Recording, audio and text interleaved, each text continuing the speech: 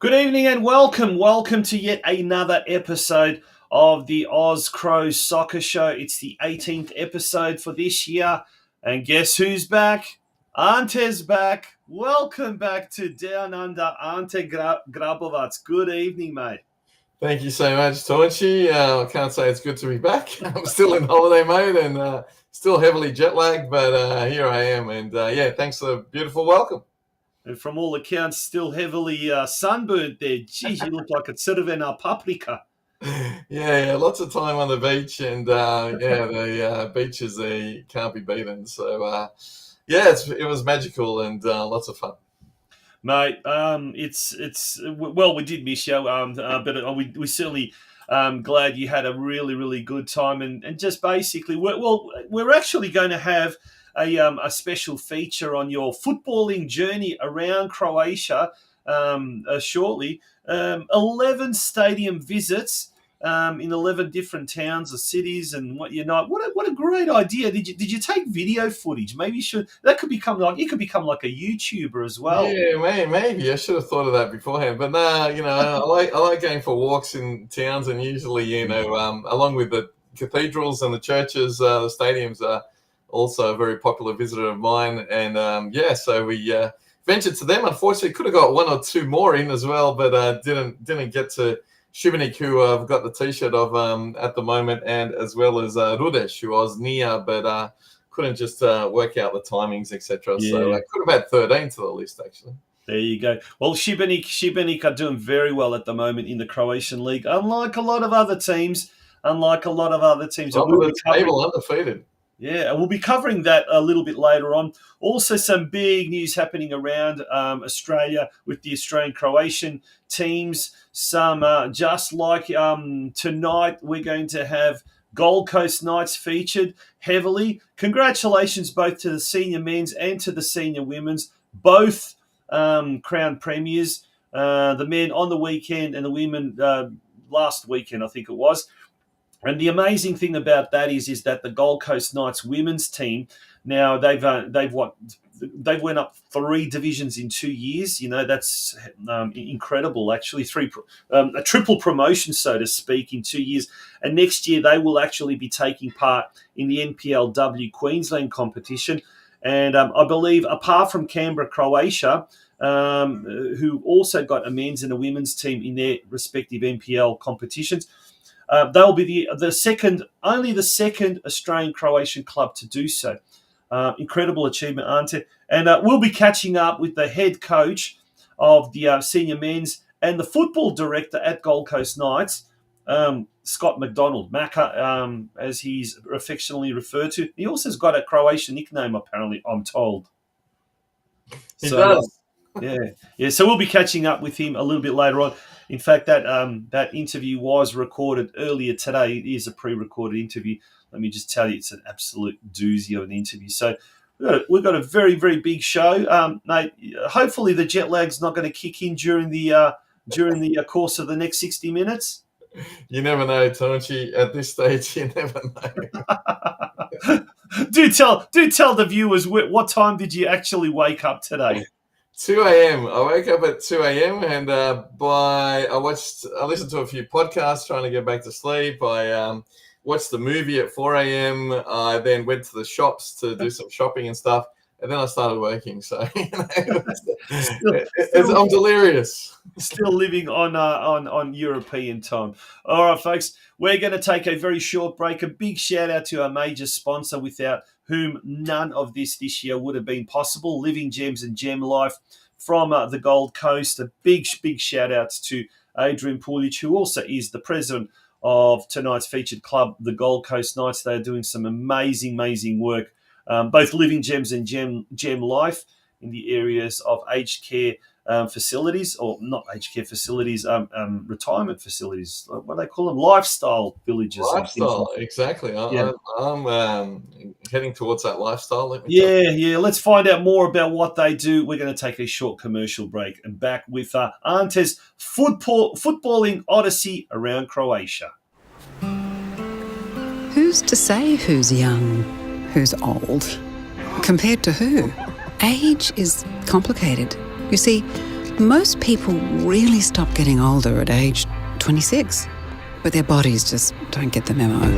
So, hidden inside most over 50-ish-year-olds is the soul and spirit of a 26-year-old, with the same loves and desires and hopes and dreams, just in slightly different packaging. Why waste time wondering when you could be enjoying? It's your life, and life is what you make it. So, what are you waiting for?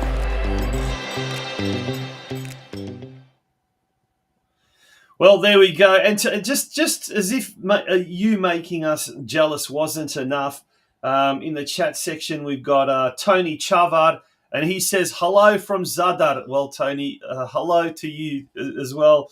Yeah, definitely going to say hello to Mr. Chavard. We had a few great days together, one in Primošten and one in Ljubuški, Međugorje and Božjak. I'll never forget. It was awesome, absolutely awesome. So hello, Tony. Now, more importantly, Ante, apart from catching up with Mr. Chavard up in Croatia, you got yourself around to, let's talk about this, no less than 11 football stadia. Let's start from the capital. Tell us a bit about your trip to the Maksimir. Yeah, unfortunately, I didn't get to any matches, but I do love going to visit the stadiums when we're there. Yeah, we went, I think it was a Wednesday. It was at Maksimir, and fortunately, previously I'd never had a fan shop, so I think it's something new that they've just opened recently. And so the fan shop was open, got a bit of memorabilia, but yeah, every stadium is obviously unique. It's got its own character. In Croatia, I love the graffiti and stuff, as you can see some of the photos there. Obviously, the memorial to the BBB that gave their lives in the Domovinski Rat as well, which is a beautiful memorial as well outside the stadium. But yeah, it was a great visit, enjoyable, and the fan shop is well worth a visit as well. Yeah, and speaking of the fan shops, you would have been there when the third kit was premiered. With the Dare and not the old Dinamo. Very controversial. Look, in the media, it came across as being very, very controversial and, saying very un-Croatian and this and that. But how did you actually perceive it out there, over there? Like people talking on the streets and, like on I guess, on the TVs and whatnot. Was it as controversial as it was made out to be? It did raise the ire of some of the supporters, absolutely, and it did raise a bit of media attention. But it wasn't. It was pretty much blown over quite quickly, and I think people just accepted it. It is the third kit, so it's not the two major kits. So I think that it'll all be fine. It looks quite smart, actually. Yeah, and look, Hajduk is definitely, as far as the marketing side of things, so far away, so far ahead of every other club at the moment. They've got 5 or 6 fan shop outlets. We'll talk about that a bit later on. But Dinamo's really, really trying, I think, their best from what it looks like, opening up fan shop outlets, the range of merchandise they've got, and I think that third kit is an absolute winner. And from what I could understand, it's been just selling like hotcakes. Yeah, absolutely, and it's obviously anything with Dinamo on its hands at the moment is very, very popular. Now the next one, Grabovac, HNK Grabovac in Slavonia. Goodness me! Of course you had to go to this one. Tell us more. Had to go to this one. This is a club that it looks like doesn't exist anymore at the moment. I mean, in Slavonia, when you drive through, every single town has pretty much got a stadium and a soccer team. And so, yeah, we visited Grabovac. Osijek had a friendly with these guys, I think as recently as 2022 at this particular stadium. But unfortunately, since the 2022-2023 season, the team hasn't played in the local competition. And, it was great to visit. Great name for a club, let me tell you. Yeah. Next up, a famous club that is still in use. Not so much by NK Osijek, but the Gradski Vrt. Now, I've been to this stadium as well. I'd love to hear your own recollections of this stadium. Yeah, it's got a fantastic character, and it definitely could be still used. Luckily, we found a lock that wasn't locked, and so we opened the gates and actually got in. So that was exciting. And as you can see, the graffiti, obviously very proud town, Osijek, for their team.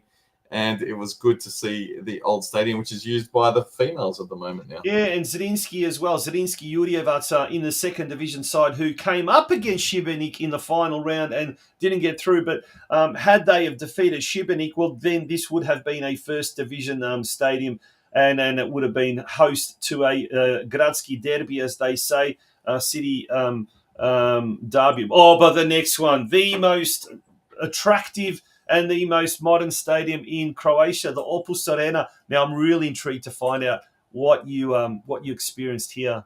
Yeah, it's the envy of everyone. I mean, everyone says basically, it was private money that built it, a Hungarian owner. And yeah, but it is a very impressive facility. It feels like a modern facility, like a Sydney football stadium that you go to. Unfortunately, it was all locked up. We tried and tried. Everything was locked up. Again, they got a fan shop. That fan shop wasn't open when we were there. It was late in the afternoon when we were there.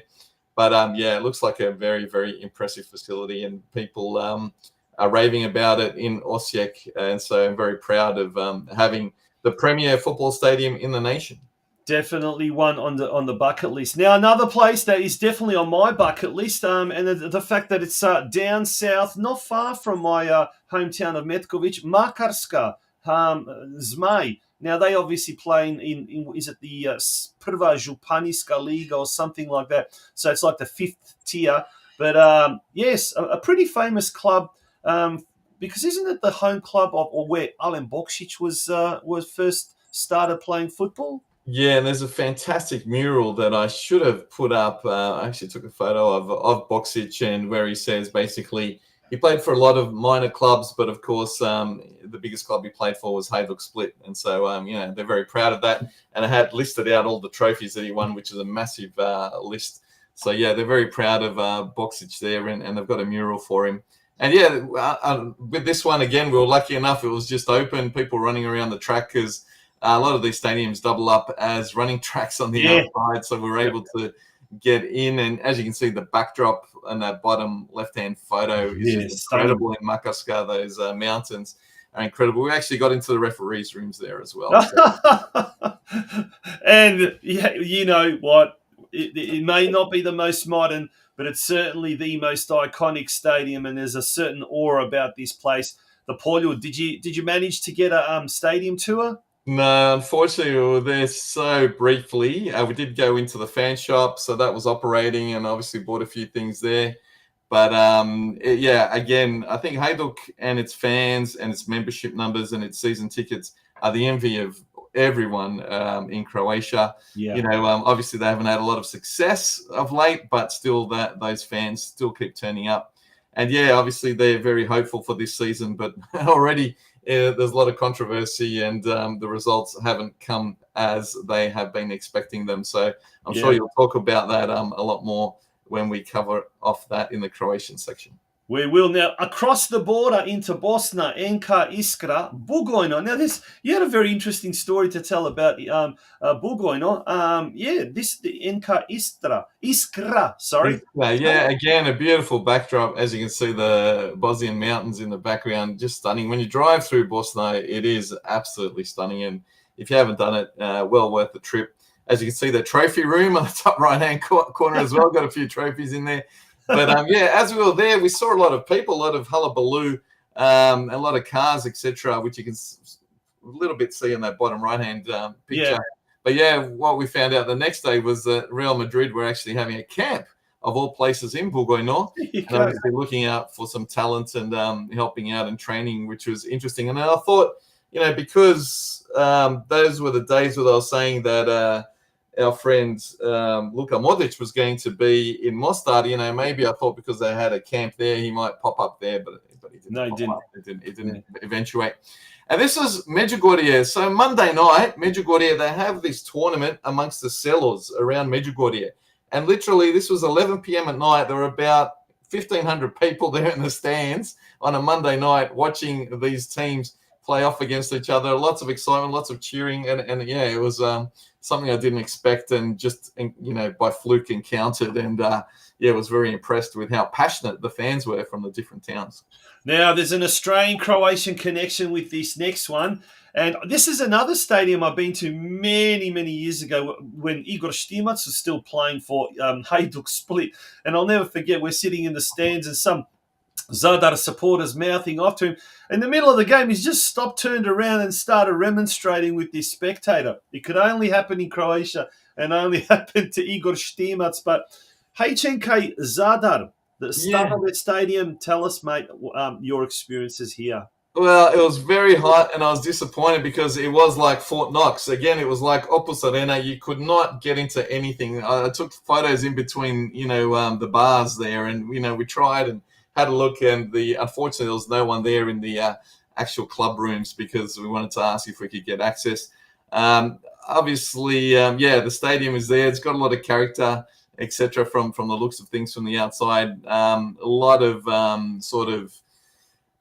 what do you call it? A bit of graffiti for Hrustic, of course, who passed away there as well. So very highly regarded and well remembered. But unfortunately, we could not get in or access the stadium, unfortunately. Yeah, Gorspic. Gorspic was easy to access. You just walked in. It was fantastic. It was easy.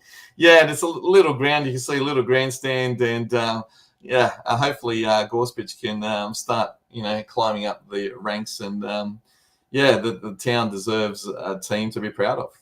And then, this was, I guess, a stadium, a football stadium, but you were there for a different reason. Gospin Dolac in Imotski, considered one of the most picturesque stadiums in Croatia, and certainly that part of Europe. But, mate, this is a Croatian rock pop domoljubni concert you're at, mate. Tell us all about it. Yeah, it's considered to be stunning, and it is. There's a lake in the background, etc. We couldn't get anywhere near the lake. The town was so packed. Obviously, the return of Thompson.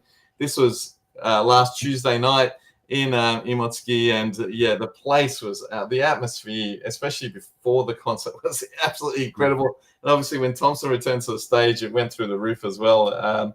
We had Dražen Zečić and Mate Bulic as well, and it was a night I'll never forget, and definitely interesting and a beautiful, beautiful location. I mean, the setting was absolutely amazing for such a concert and for Thompson's return, and obviously the fans voted with their feet because it was packed on a Tuesday night, and then he returned for his own show on Thursday, and again another 25,000 people, and would love to return to watch a game there because the stadium in the Kamen, etc. looks absolutely amazing. Yeah, incredible, mate. You had a really, really good trip all around Croatia, and whilst you were there visiting a lot of these football stadiums. But you off air, we were talking about a very, very funny story that happened in at the Maksimir Stadium in Zagreb when you came there. You ended up actually taking part in a driving school session. Is that right? Tell us something. Yeah, outside the Maksimir, they've got the driving school happening, and I didn't notice. So we were looking for parking. So I just turned into, obviously, the Maksimir because it's right next to the stadium. I thought, this is fantastic parking. But when I look around, I ended up actually in the middle of kids doing driving tests. So, so hopefully I didn't bother anyone or fail anyone. And did you get any of the instructors like, well, what the hell are you doing here, giving you the finger, like, get away with it, this is our turf? No, they didn't. But I quickly got out of there. And it was really impressive. Obviously outside of Maksimir, they've got a lot of, and what you notice, even in Gorspic, sort of mini football fields with fake turf type of thing, so all year round. So all of those are building up around Croatia. Are they at least accessible to the public, or are they locked up, behind gates and chains like a lot of the fields you couldn't get access to? Gorspic was open, so you could definitely get access there. But Maksimir, etc. are obviously a little bit more cagey, so to get access to. But it's so it's very impressive, and everyone you talk, like, even I was talking to people, and like 9s and 10-year-olds, they're not just doing the club training, they are doing that extra private training and things, which is really huge over in Croatia as well.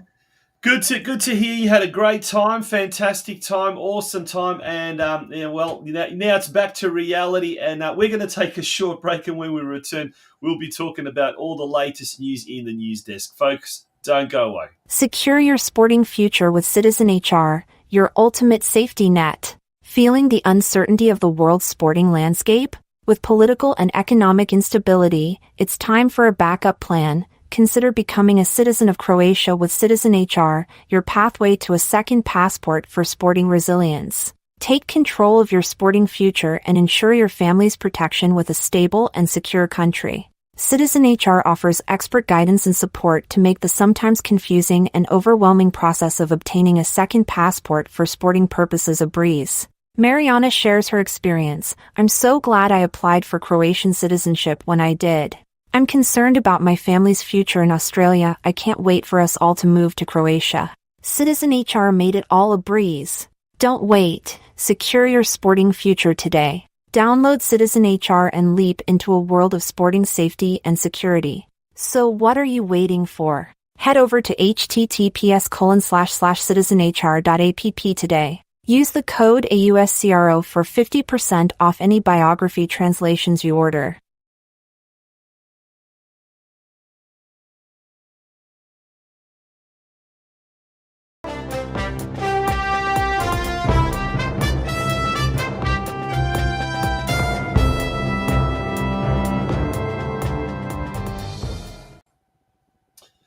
Welcome back to the OZCRO Soccer Show News Desk. And Ante, apparently you compiled these Australian-Croatian news at about 3 a.m. this morning. So hopefully we are going to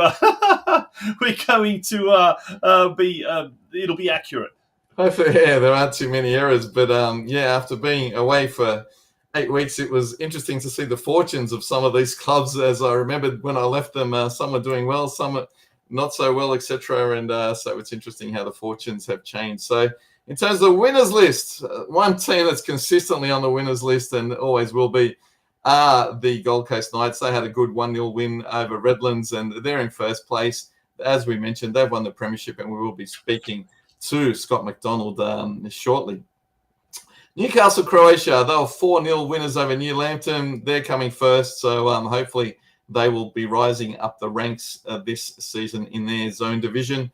Sydney United are well placed to get a final spot after a 2-0 win against Western Sydney Wanderers. So let's hope that they can maintain that. They've got 2 home games with their last remaining 2 matches. So get on out and support the boys. Dandy, they were promoted this year and they've got a final spot, which is fantastic news. Congratulations to everyone at Dandy. So they were 5-3 winners over Port Melbourne. So let's hope they do the job in the finals as well. But 1 round to go before that. St. Albans. Now, there's a team whose fortunes weren't that great when I left, but they've climbed up the ranks in 11th place, and they managed a 5-0 win over Green Gully. Taunchy, what's been going on at St. Albans? Maybe you were the bad luck charm, mate. We had to run you out of the country, and now that we did, 5 wins. No, just for your information, I guess, but just for your benefit, what happened there was Lee Broxham signed. Michael Martinovic signed from Dandenong City. There was a fella called Lucas Burns who'd signed from Port Melbourne, who on the weekend got 3 goals. Josh Fowler had come from, I think he was overseas from United Arab Emirates, a striker. He also scored 2 goals on the weekend. So, mate, I tell you what, it was just an incredible turnaround, and it was exactly what they needed. So, let's hope they can hang on to some of these guys for next year and propel themselves for a great season. Yeah, absolutely, that's for sure. Yeah. All right, back to the winners list we go. Yeah, another team that wasn't doing so well when I left, Canberra, Croatia, and finding themselves in second spot now, and they had a 1-0 win over Tuggeranong. Glenorchy Knights, they're doing the business first in Tassie with a 4-0 win over Riverside.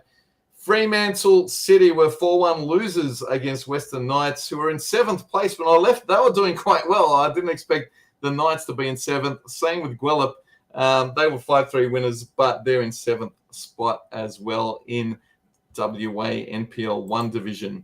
So basically this weekend, we have a few final rounds that are happening, Taunchy. And so they will be very important to a lot of these clubs. Over in the Gold Coast, the Knights have already sewn up the premiership. They're coming first, and they take on the Queensland Lions. So Friday night's going to be a big festa, trophy presentations, etc. Everyone around Queensland, Gold Coast, all of that area go down and party, and I'm sure the Chavapi will be flowing. Yeah. We've got a big Croatian derby in Canberra with O'Connor, who are coming third, against Canberra, who are coming second. And that is at O'Connor Enclosed on Saturday afternoon. In Tassie, the Glenorchy Knights take on South Hobart. Now, South Hobart are 2 points behind Glenorchy, so this is a critical match with only a couple of rounds to play. And so that's Friday night at KGV Park. In New South Wales NPL, so this is the second last round. Sydney United coming fifth. They are taking on Manly, and that's on Sunday afternoon at the Croatian Sports Centre. In WA, Western Knights coming seventh, taking on Perth Red Star, and that's at Nashfield on Saturday afternoon. And WA NPL 1, Guelph are taking on Mandurah, and that again is on Saturday afternoon. Now, for the away fixtures, now these are some critical ones coming up here because the final round is happening in Victoria. So Heidelberg at home are taking on Dandy, but Dandy have already got their final spot guaranteed, so it's not so important, but it is the 5th versus 6th match. That is at 3 p.m. at Olympic Village on Sunday. Green Gully are at home to the Melbourne Knights. The Knights can't make the finals, so it's all about, pride, etc. It'd be great to finish off the season on a high note. So that's at Green Gully Reserve on Sunday afternoon as well. South Melbourne are at home against St. Albans Dinamore. So hopefully St. Albans can cause a massive upset, continue their good run of results, and, make sure South Melbourne don't win the last round of the season. That's at Lakeside on Sunday afternoon. Melbourne City are at home to North Geelong. Now, North Geelong are 3 points behind Werribee. Taunchy, is there any chance that they can win this match, cause the upset, and the team coming 13th, not win, and North Geelong, actually save themselves in? No, won't happen. Won't happen. No, won't happen at all. North Geelong are already relegated. They're basically committed to playing young players now and giving them a bit of a go and stuff like that as well. I think the motivation's gone out. On last night's episode of the Geelong Region Soccer Show, I interviewed Ryan Opperman, the captain of the Warriors. He played his last game in front of his home fans for the Warriors. Next year, he'll be moving interstate for work purposes. So, yeah, look, it's kind of a sad thing, but look, they've come to the realisation that next year they'll be playing in VPL 2. The positive was the unearthing of about half a dozen youngsters, teenagers, who are all hopefully set to stay with North Geelong. So that'll at least build up a pretty strong foundation for next year. But yeah, tough times there, tough times at North Geelong Warriors on and off the field. Double relegation. That's double relegation in 2 years. And I know if any Geelong people are listening to this and they're going to say, you can't be so pessimistic. Unfortunately, it's quite what do you do when you've been relegated twice in 2 years. The only good thing is that next year Geelong, the soccer club, the local Makedonci and the big rivals, who are coached by Sydney sider Ante Moric, they are very close to securing promotion to VPL 2 next year, the third tier comp. And if that happens, that is the case. At least there'll be something to look forward to next year in the big Geelong derby against Geelong. So that will obviously attract big crowds, and that will strive. That will get the Warriors striving to want to be the best team in Geelong and stay that way. But who's got the better Chavapi as well? Yeah, exactly. Yeah, back we go to the away games. Yeah, in Brisbane, that's their second last round, and Brisbane Knights are first by 6 points. They've pretty much sewn up the premiership, and they're on Friday night playing at Prentice Park. And Hersel Zagreb, they're at the moment ninth, and they're in the second last round, and they're away to Central Coast, but they've got no chance of making the finals. And the only sort of division that's already finished and complete is Adelaide, Croatia. They ended up in ninth position, which is not bad because they actually got promoted this year. So they did well. They won 7 matches, drew 4, and lost 11. So, obviously that table will increase as the weeks pass because seasons are coming to a close, and hopefully a few teams will be playing finals. Yeah, so well done. Congratulations once again to Brisbane Knights, promoted to next year's Football Queensland Premier League 2 men's competition, and also to the Dandenong City Soccer Club, who in their first year back in the top flight managed to secure a top 6 spot and a finals berth. So yeah, it'd be great if Brisbane could keep climbing and we get a Brisbane versus Gold Coast Wouldn't that be good? Sort of derby. Yeah. That'd be fantastic. Speaking of the Gold Coast Knights, as we mentioned at the top of the show, the men's team and the women's team both crowned league champions. We'll be speaking to Scotty McDonald, the Gold Coast Knights coach, a little bit later on in the show. But in the meantime, we're going to take, we'll be back after this little jingle break, if you like, with the Croatian news. With breaking news, the HNL has already, after 2 rounds, claimed its first coaching casualty.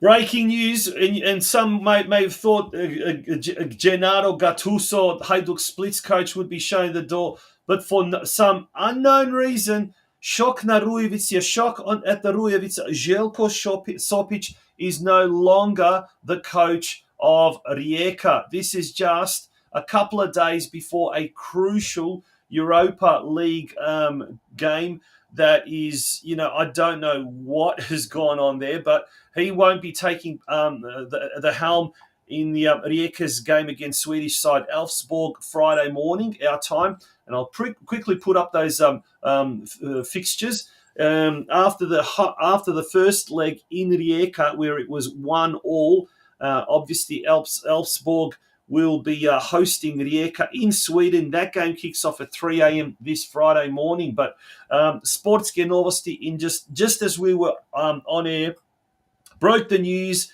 that the committee, the board of directors, have decided that they are not going to let Sopić continue, which is just absolutely groundbreaking. I do not understand what is going there.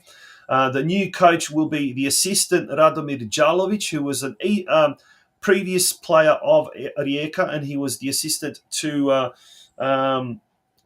Sopić. The club has said in a press release, they thank Sopić for everything that he has done and wish him all the best. Don't you just hate it when clubs do that? When they, in a press release, they be so diplomatic and wish him well, and they just sack the man. And this guy I rate very, very highly, and I think he was going to achieve a lot this year. But I don't know. Yeah.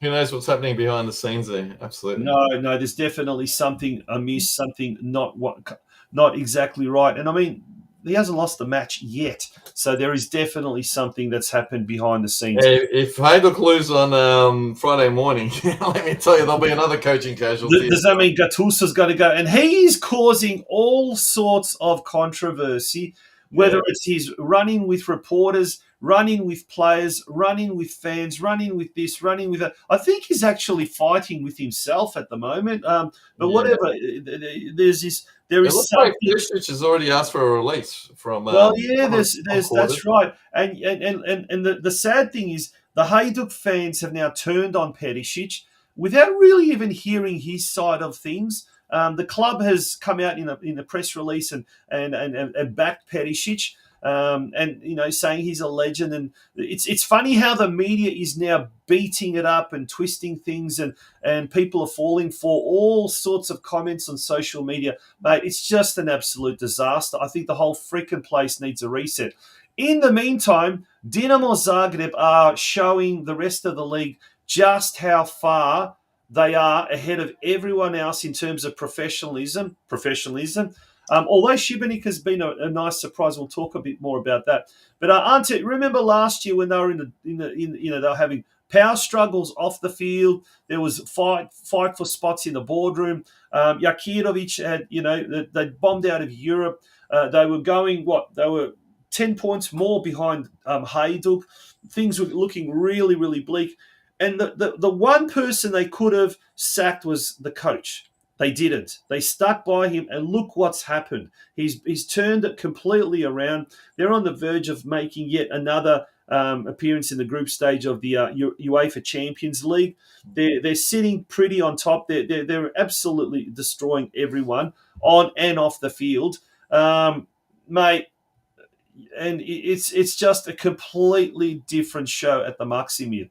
Let's go through the results. Šibenik defeating Slave Belupo 2-0 after they beat Osijek in round one. So well done to Šibenik and to Mario Tsarevic as well.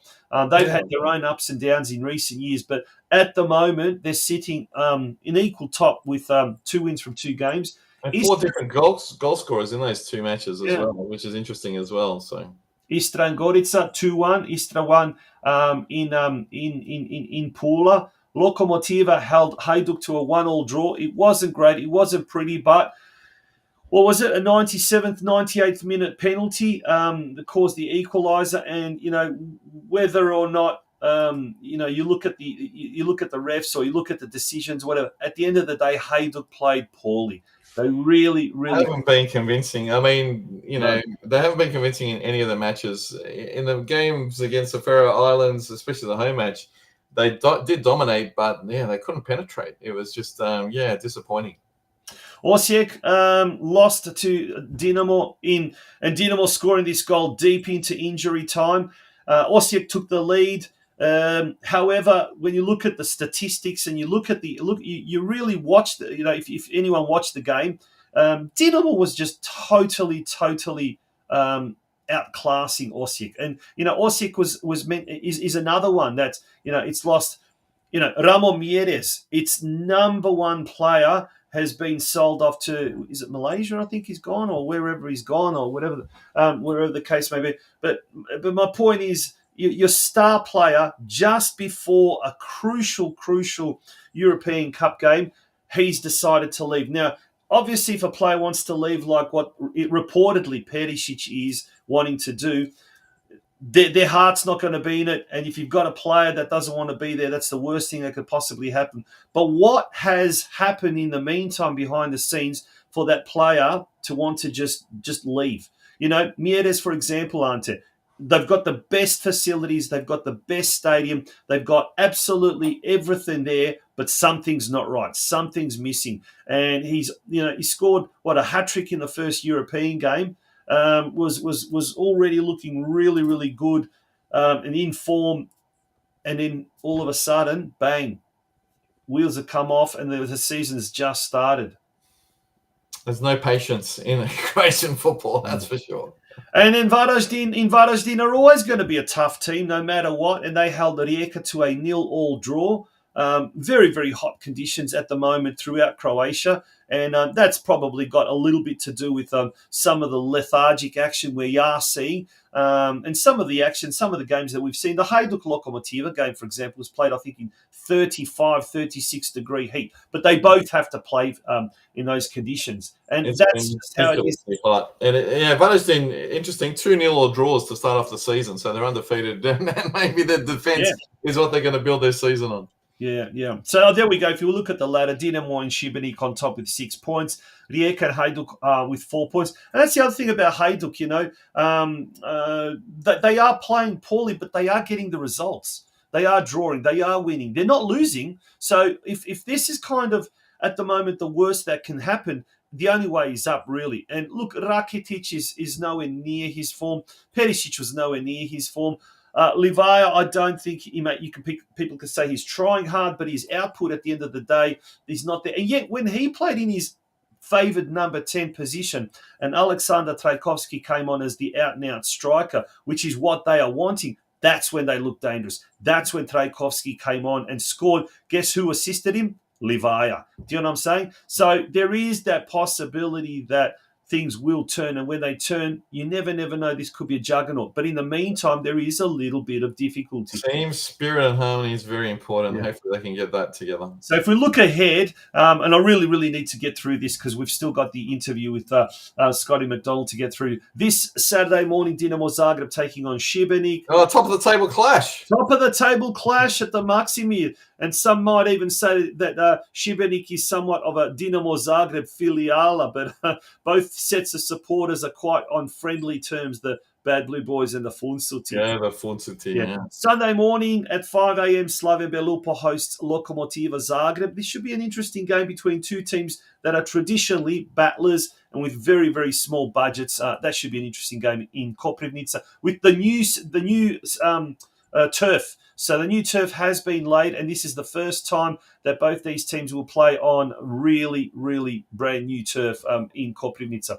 Monday morning, big game. Hajduk split at home to Varaždin. That's a 0 draw. Put it on the sports bet straight away. Well, I reckon it could be a really, really low-scoring game because every time that any team comes up against Dinamo or Hajduk, they do park the bus. They do play on that counter-attacking style of football. And I guess this is going to be one of those games where if you are brave enough, or some would say silly enough, to get up at 2:50 a.m. on a Monday morning to watch a game, don't expect an attractive game of football. That's what I can tell you.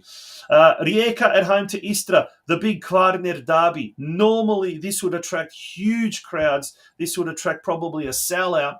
But Rijeka have done two silly things this season. One, give Sopic the sack. That to me is just stupid. And the other thing is I think they've something like tripled the price of their season's tickets at the Rujevica. I mean, that's a ridiculous. And look, in the first game of the season, it was practically a boycott. There was something like, I think it was it something like 3,500, I'm thinking. 3,500 fans, where normally a game like that would have attracted double that, 6,000 to 7,000. Even Opus Arena was pretty empty for their first match, which is disappointing as well. Yeah. And finally, Gorica at home to NK Osijek. That's also at 5 a.m. Our time. Now, across the border over to the BiH Premier Liga. We've got the latest round of games that were played. Sarajevo defeated Sloga 3-1. Who cares? Radnik Bijelina and Široki Brijeg. The Široki Briježani did well. They drew 1-1. Gošken Zrinski, the Croatian derby in Gabela, went in the favour of the Mostarci. Zrinski Mostar running out 4-1 winners. Bad luck, Tony. Velej and Željezničar, another game, who cares? Although Želje, they did defeat Velej. And finally, Posušje defeated Sloboda Tuzla, the newly promoted Sloboda Tuzla, 2-0. So Posušje doing really well at the moment. 2 wins from 2 games. They're equal top with Sarajevo. Then we've got Široki Brijeg in 3rd position. Zrinski are in 5th position, but at the moment they've got a game in hand as well. So they've only played 1 game. Borac Banja Luka, the reigning champions from Banja Luka, yet to have a game, obviously because of the European reasons. That's interesting, aren't it, though, here. This is one ladder I found, and I can't remember where it was from, but it's suggesting that there'll be 4 teams relegated. So I'm thinking that the BiH Premier League is next year going to go down the path of the Croatian League and have a 10-team elite division. Yeah, that's what it looks like. I think is not a bad thing. I think it's actually quite a good thing. And to believe it or not, there's some big clubs in BiH. When you think about it, and clubs that get really, really good crowds as well, and the infrastructure is starting to improve there. So it is certainly a league that is on the way up, but it's good to see that the Croatian clubs, or the vast majority of the Croatian clubs, are doing well. Yeah, Zrinski got some good results in Europe last year as well, so that was great. Yeah, let's look at the third round of matches. Posušje at home to Sloga, Široki Brijeg at home to Velej, Zrinski at home to Radnik Bijeljina, and then Sarajevo, the top team, entertains the bottom team, Gošk Gabela. Come on, Gošk, score a bit of a surprise. Alrighty, we're going to take a very, very short break. Very, very short break. When we return, we're going to have the interview with Scotty McDonald from Gold Coast Knights. Scotty McDonald, exactly, from Gold Coast Knights. That's going to be after this very, very short ad break. Don't go away, folks. It is the OZCRO Soccer Show that you are watching. Here, the finest taste of Croatian beer, spirits and wine. Let your taste buds feel the years of nurtured produce and years of experience in producing some of the best beer and wines from Croatia. Established over 10 years ago and importing various wines, spirits and beers from Croatia, we stock the following products: Osječko pivo, Staro Češko and Velebitsko beers, all naturally crafted brews. We carry a wide range of shortcut spirits, which is renowned for top quality and has won numerous awards for its traditionally produced spirits. Some of these include Shliva, Viljamovka, Kajsie, Vishnya, Orachovac and Medovača. We also have wines ranging from the Ilok region in Slavonia, Belje wines from the Danube region, Malvazia from Istra, and the Palichnic branded Plavac Mali and Poship wines from the Dalmatian coast. Our mission is simple: to ensure that quality, unique and reasonably priced Croatian goods can be enjoyed right here in Australia. We also cater for special gift packs for customers, be they birthdays, christenings, weddings, etc. It's easy to order online, or you can telephone us to arrange a special package.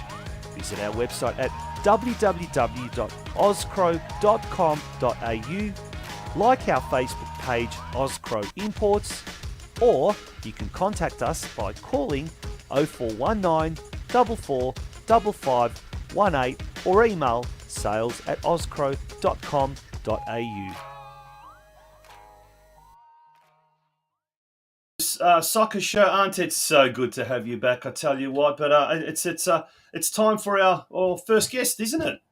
It is, absolutely. Very excited to have this guest on. Taunchy? Yeah. Okay. Back in 2015, there was a push to have the Gold Coast Knights kicked out of all competitions.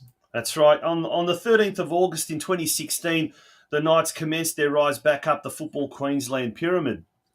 8 years later, and the Gold Coast Knights are back-to-back Queensland premiers and defending champions as the Australian-Croatian community-backed club heads into the NPL Queensland Final Series.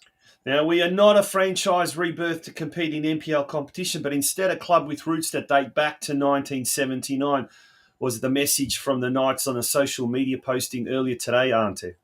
And as they stated in that post, to this day, the team song was sung no sweeter than on that night, way back on the 13th of August 2016. Enjoy the past and get set for the future. This town is red, white and blue. Here is a snippet of that famous post-match celebration in the Knights dressing room back in 2016.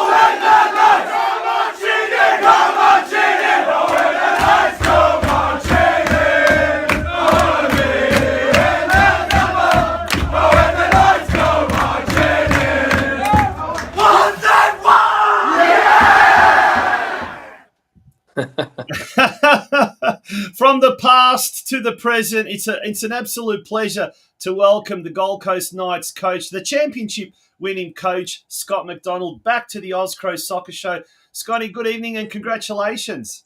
Yeah, good evening. Thank you very much, guys. That was a really nice video there to start it off. A young Mark Maganjic as well, singing right from the leadership there and in the black top. I wish he was like that on Saturday. There was no emotion from him. He's so used to winning now. See, this is a problem when you win all the time. Yeah, that's true. Take it for granted. 8 years. Maybe he's gone really, really old in that 8 years' time, huh? Yeah, he has. He has, most certainly. He's lost a bit of hair anyway. So you mentioned that winning. How did you foster that winning culture since you've become on board, Scotty? What's the magic? Look, I think recruitment's been key. I think the first year was the most important a part of the process of building the success we've had at the football club over the 3 years I've been the senior men's head coach and trying to, build a different type of culture from a team that had success, before I got to the club and sort of lost its way a little bit, finishing sixth the season before I took over. It was important that we sort of cleared the decks a little bit, brought in some fresh blood, a little bit more hunger within the environment and sort of stamped our way of, trying to win something. And I think once you can get that first trophy, I think then the belief and the culture that you can grow from that has certainly been installed in the football club. And it allowed me to then go and recruit accordingly as well, with the support of obviously everyone here and the chairman at most. Obviously who we know, Adrian Pulic, has been amazing, and his whole family, and they've just been fantastic. And alongside myself, the vision that we've had for the football club for this period of time. And look, I always still say we're still building. So we're not finished yet. We're the story's still onwards, and there's more chapters to be written. But it's been a fantastic achievement to back up everything that we did, in season 2023. Yeah, I don't know if it's unprecedented for an NPL Queensland team to win 3 in a row, but obviously that's something that's the motivation for next season. Yeah. But let's not talk about next season. Let's talk about the here and now. On the weekend, you came up against Redlands United, bottom side, but it's always going to be a tough game, because there's always that worry of players getting complacent. It was a tight game, a 1-0 win in the end. Were there some tense moments during the game? It certainly wasn't pretty. The message was clear at the start of the game for the boys as well. Like, I think the week before we could have won it against Morton City, who's had an excellent season as well, and are in second place at the moment. And we looked at the goods at half-time 2-1, and then they equalised pretty early on, and then we tried to chase the game too quickly thereafter that, and found ourselves kicked on the counter a couple of times, and then the game was done. So the message was clear. Look, we've got 90 minutes to win this game. You don't need to go and win it in the first 5. So there was a few probably nervous moments within that first half. The pitch wasn't very, very good, as we all know at this time of the year as well. The pitch's wear and tear is very much there, and they're not all at the Croatian Sports Centre's sort of caliber of football field at times when you go away from home. So you have to deal with that as well, and the boys cope with it really well. And look, I've got to give the boys enormous credit this season. At times it's been difficult. It's not been as free flowing probably as what I would have liked, or what the team would have liked at certain times, because everyone knows that you're the ones that they want to take off the top. So it's been a much more difficult process than probably what it was last year, to go and do it again, and to ask the boys to beat or top what they did last year as well. Has been a phenomenal achievement, because more points on the board, more goals scored as well. It's just been a fantastic season thus far. I say thus far. There's still things that I'm a pusher, and we would have liked to have been still in the Australian Cup and things like that. Yeah. And that's a big remit for us as a football club, and to have those special moments. So not to be in that's been a bit of a kick in the teeth. Not to retain our Kappa Pro Series trophy, getting beat in the semi-final was a kick. So, there's no question that the mentality and the culture of the club is, I want to win everything, and so does everyone else, and we'll continue to do that for as long as I'm here. And there were great scenes last year. I remember watching the grand final live from Suncorp, and that was a fantastic moment. So, is your build up to the finals a little bit different, Scotty, or do you keep things pretty much the same as the season, or does the approach change? Yeah, no, it doesn't. I think we've got to continue on. There's a week break for us between the last game in the NPL, league season, which is this weekend, and then to the final series. So we'll look to put in some good work. It's always difficult because everyone else finishes. So in years gone by, we've always had a game in between that break. This year's the first time, so it's something a little bit different for me to manage, and for the players as well, to make sure that. Sometimes always everyone thinks it's good to be fresh, and the ones that haven't played the football going into those semis, but teams that continuously play, and if they've got momentum, it's a tricky one. So there's never a right or wrong in that. You've just got to be ready either way. So we've got to make sure that we're ready to go and be ready for that knockout phase, which is the semi-final. It can go either way, and it's been quite evenly matched all along with the top 4 teams. So the semi-finals will be interesting and should be good entertainment. Yeah, let's have a look at that ladder. And as we speak, there's a game being played at the moment with Gold Coast United hosting Morton City Excelsior. If we look at the top there, obviously the Knights are in top spot. They can't be moved. Morton City second, Peninsula third, Queensland Lions fourth. And that's the team that you come up against this week. So obviously they've still got a bit to play for, Queensland Lions. Mm-hmm. They could jump into potentially third spot. Potentially into second if Morton City lose tonight to Gold Coast United. You don't know. But that game is going to be held this Friday night, 7:30 p.m. Kickoff at the Croatian Sports Centre. Is there any special celebration or anything like that planned, or is it just going to be, keep the lid on at the moment. We've still got the semi-finals and the final to play for, but is there going to be some sort of, I don't know, pre-match, post-match presentation, celebration? Yeah, look, as you know, a good friend of both of us, Damien Bresic, was down with you in Melbourne, who's Yes, he was on the part of the weekend. football club and, Yeah. and represents us with South Coast for Football Queensland. So he was a bit irked because the trophy was, if we won, was going to be presented on Saturday. He wasn't there, but we've made sure that we wanted to do the presentation properly, you know, at our home venue in front of our own fans and our own community as well. So there will be a medal presentation, you know, whether or not that's, I think it'll probably be after the game as well. So it gives the boys good motivation going into that we make sure that we finish on the right way as well. So that presentation is not a downbeat one. It's more an upbeat one.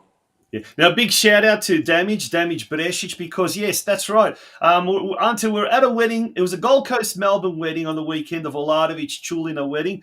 And of all the people at the reception, for me to get sat next to Damien Bresic, but it was fantastic because he had the smartphone out and we were watching the results. And when it was a bit of tense moments there, but when it finally came through, it was straight away, waiter, bring us some drinks. And then on the other table, we had Stepan Gal from St. Albans. The Dinamo found out that night that they were safe from relegation. It was double celebrations, but it was a great. It was a great time to be watching these games on a Saturday night, and it's fantastic what's happening there. Fantastic result, obviously, but mate, it's not just the men at the Gold Coast Knights that are doing well. The women as well had a very, very successful weekend on the weekend, and they've also been crowned premiers, which is an incredible achievement of FQPL1. Next year they will be in the NPLW competition. Now, Scotty, you've got a role as football director, so you oversee this, mate.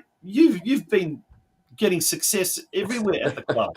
Yeah, look, I can't take credit for obviously the women this season. Gary French, who's our head coach and runs the women's program, has done an amazing job in such a short space of time. You know, the women's program now is 2 years alive, and to have the amount of success that we've had and to have the quality and caliber of squads that we do have at our disposal has been absolutely wonderful. And, you know, Gary is at the forefront of us, you know, driving the participation levels within the football club, you know, in women's and females football as well. But, you know, the girls are on for a great feat this year. You know, obviously they've won the Kappa Pro Series Cup already. They've now won the league. And you know, they could end up doing a quadruple.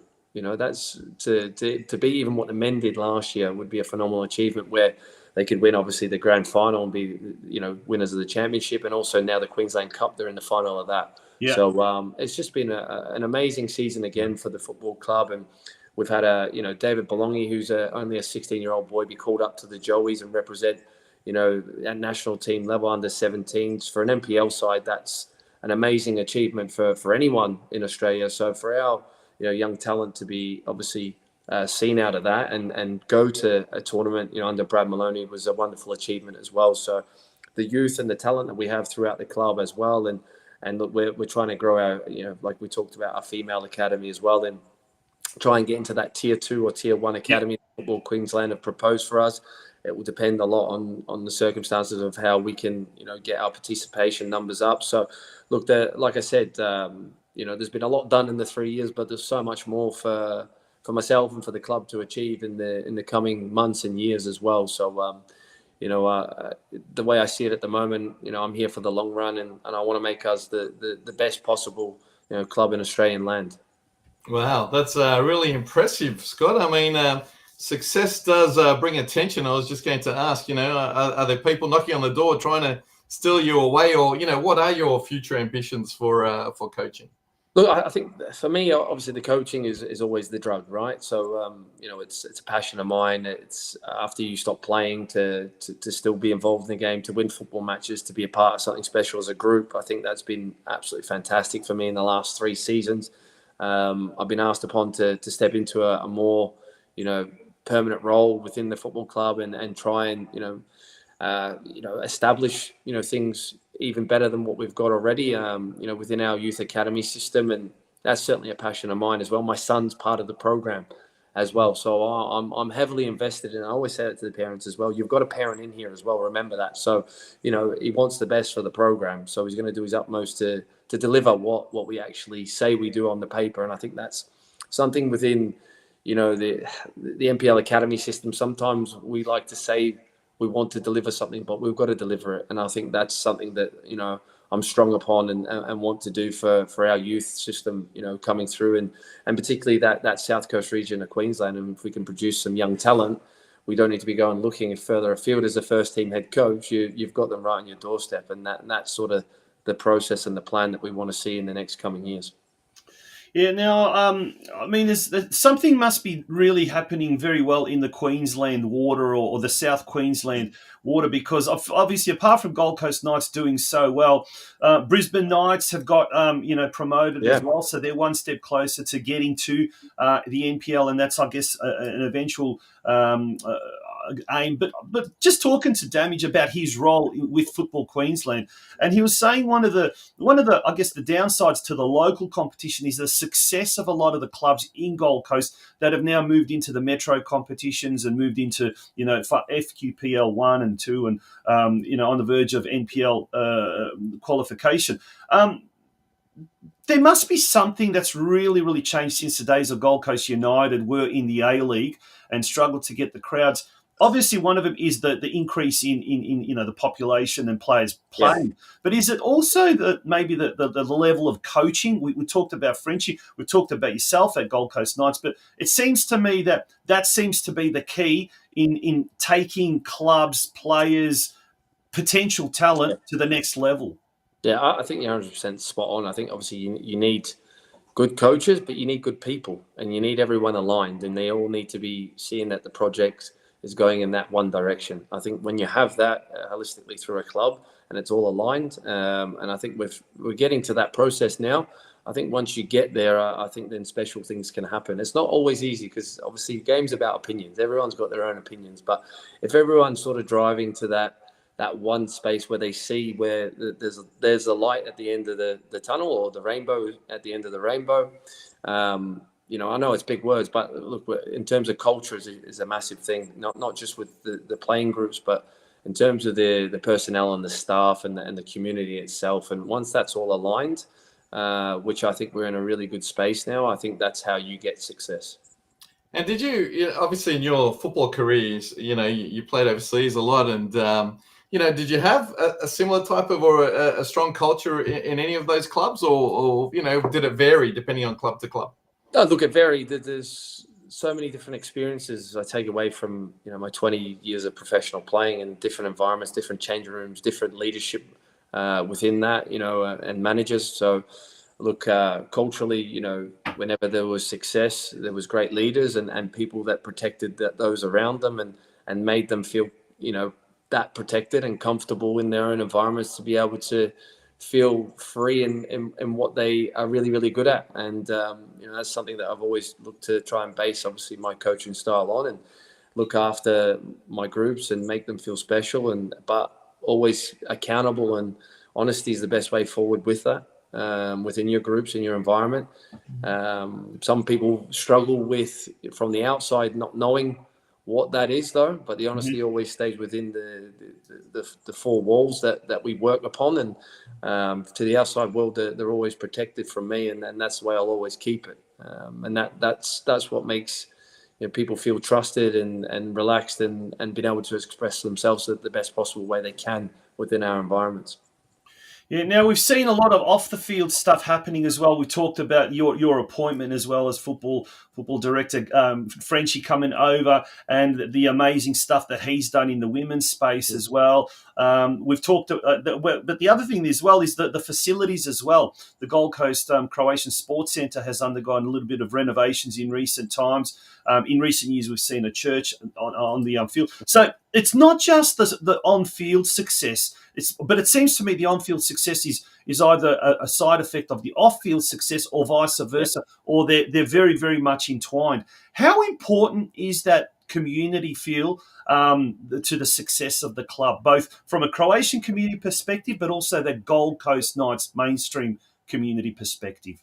It's huge. It's huge for me. I think since taking over the role as football director as well, it's been something that's been at the forefront of my thinking and very prominent in the way of my thinking as well. For the community to feel very, very strong a part of what the football side is, as well as the social element to the Croatian community. And that obviously leads me into like wanting to play for and be a part of Adriatic and understanding what our members are like, and they get to know me as well and feel a bit more part of it. And I want to bring people closer, to that and to myself and to the football club. And that's a really big part of making something special within the environment and the club itself. Because look, we all know, we all grew up in our local football clubs within Australia. Me too. It's something that should never go away, that community feel about a football club, no matter how your status becomes. I always say, remember your roots and remember that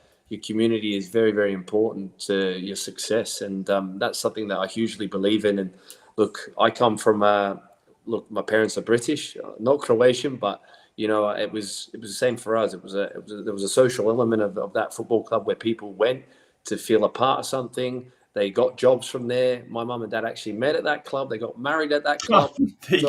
So when you put all those things into perspective, and it doesn't matter if you're Croatian or not, you get it. You understand what it means to those people, and you want to make sure that they feel very much, validated and welcome within that still. And I think that's something that we're looking to, still, even improve now within our football club. Now, you mentioned GCNK Adriatic, which is kind of like the veterans arm of the Gold Coast Knights. Now, have they christened you or have they baptised you with a Croatian name?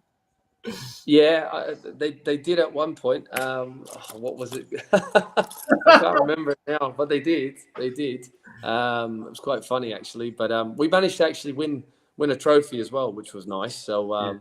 We won the league the last time out. Obviously, we've turned over again, so I think we're sitting probably third or fourth at the moment. Oh, and I'm getting a bit of gripe because I've been too busy and not been able to play. So I'm under a little bit of pressure and expectation now. So but it's been good. Like I said, it's been good. It's been good fun to play with these guys and understand them a little bit more and vice versa, and have their support at the football club as well. Yeah. Now, having played with them, once Steve a football, always Steve Pay. That's what they call me. They call me Steve Pay. Even though that means Steve, but they call me Steve. Closest to what we could get, right? There you go. Exactly. That's funny. Yeah.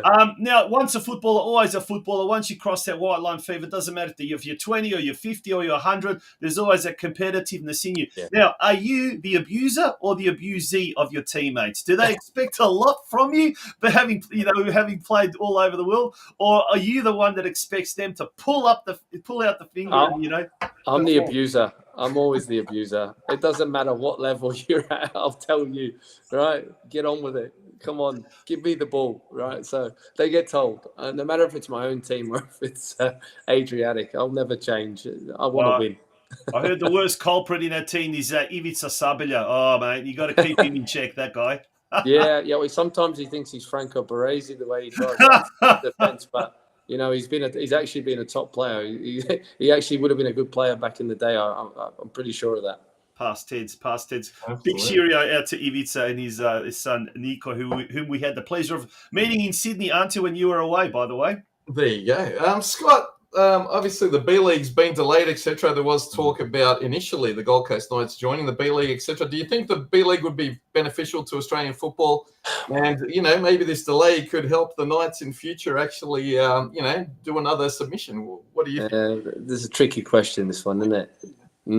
Yeah. Well, I think, look, there's a lot to be discussed on that in terms of that B-League and the pros and cons of it. Look, I think we need to really look at the top of the tree and get ourselves sorted at the very, very top of that before we start talking about B-Leagues and what that looks like and, the financial output to be sustainable as well, guys. I think that's the biggest challenge that we have, not just within, creating a B-League, but certainly in the APL and the A-Leagues now, which is finding it very difficult in terms of that financial from what stories are to be told. But there's no question in the future there has to be, the thought upon having a second division. It's just a case of when that is. A lot of people want it now, but the way things are in the territory, the way it lies at the moment, I think it might be some time before we see that, guys. But I certainly would like, like previously at least, where all the NPL champions were to play champions of champions at the end of the season, which they did, before my time. I think that was a wonderful idea, and I'd love to see that idea come back from obviously Football Australia and then all the governing bodies to be able to, have that tournament at the end of a season. I think it would be nice to see who actually is the best in the land. It's great incentive for clubs like Gold Coast. Absolutely, that'd be a great incentive. Guys, I reckon stuff the B League. I think stuff the B League. We've got enough big businessmen in Australia. I reckon we go for an Australian-Croatian National League. That would be great to have Gold Coast Knights, Sydney United come down to Victoria and vice versa. Hey, I just want an interstate holiday. That's all I care about. We won't need a Crow tourney then. We'll have Adelaide Raiders, Western Knights. Mate, we could make it happen. Canberra, Croatia, on that note, soccer show, right? On that note, I'm going to suddenly wake up back to reality. But Scotty, mate, thanks so much. Once again, congratulations. As you said, the job's not done completely. We certainly hope you can go and do the win the grand final as well, and the girls can do the same. But we'll really look forward to what 2025 has in store for the Gold Coast Knights. Yeah, the Knights. Thank you, Conchi. Thank you, Ante. And thank you for all your support throughout the season, guys. Thanks for having me. Absolute pleasure. We'll be watching. Mate, that was great. Well, great to have Scott McDonald on. And, geez, we went for almost 25 minutes. And I'll tell you what, we could have gone on for another 25 minutes more. What an asset for a club like Gold Coast, for any Croatian club, to have a guy of his experience and his stature to be, heavily involved. And, he's obviously got the passion for the club, as you can see now, and he just wants more success. And so credit to Adrian and everyone who's not only recruited him into the role, but obviously is keeping him involved, and he seems like invested, which is brilliant. Yeah. Well, folks, we're going to take a short commercial break just so I can snap out of my dream state and get back to reality. Wouldn't that be a great idea? And when we return, we're going to wind up tonight's show, our very first one, with Ante Grabovac back in the co-host chair. Boy, we missed you. Thank you.